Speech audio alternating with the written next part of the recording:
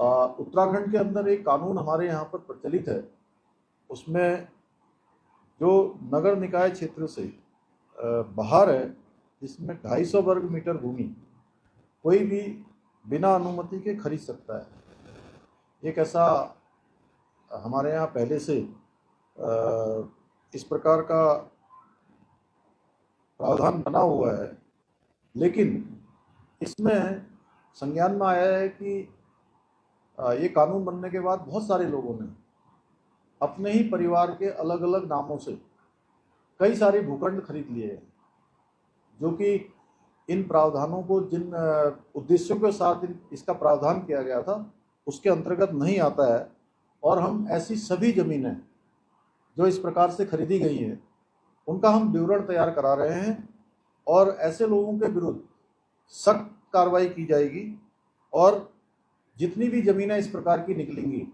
जिन्होंने जो प्रावधानों के अंतर्गत नहीं आते लेकिन ज़मीनें खरीदी हैं, वो सारी ज़मीनें राज्य सरकार में निहित की जाएंगी। और यह भी संज्ञान में आया है कि 2017 में जो इस कानून में जो बदलाव किए गए थे उसके जो परिणाम हैं वह भी बहुत सकारात्मक नहीं आए। जो पहले क्या था कि शासन स्तर पर उसकी अनुमति दी जाती थी, वो अनुमति जिलाधिकारियों को दे दी गई और उस जिला जो 12.5 एकड़ जो इसकी अधिकतम सीमा थी वो खत्म कर दी गई थी।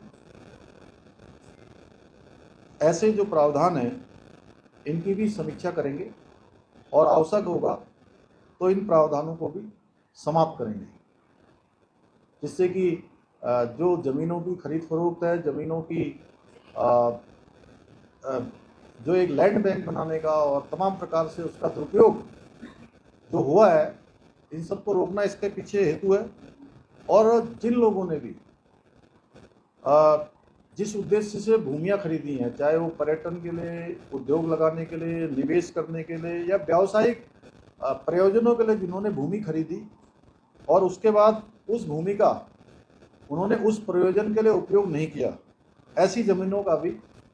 हम विवरण तैयार करा रहे हैं। और ऐसे लोगों के विरुद्ध भी जिन्होंने जिस प्रयोजन से भूमि खरीदी और उसका उपयोग नहीं किया, उनके खिलाफ भी सख्त कार्रवाई की जाएगी और ऐसी ज़मीनें भी राज्य सरकार में निहित की जाएंगी जो इन कानूनों के तहत जिस प्रयोजन के लिए ली गई थी लेकिन वो प्रयोजन उन्होंने पूरा नहीं किया।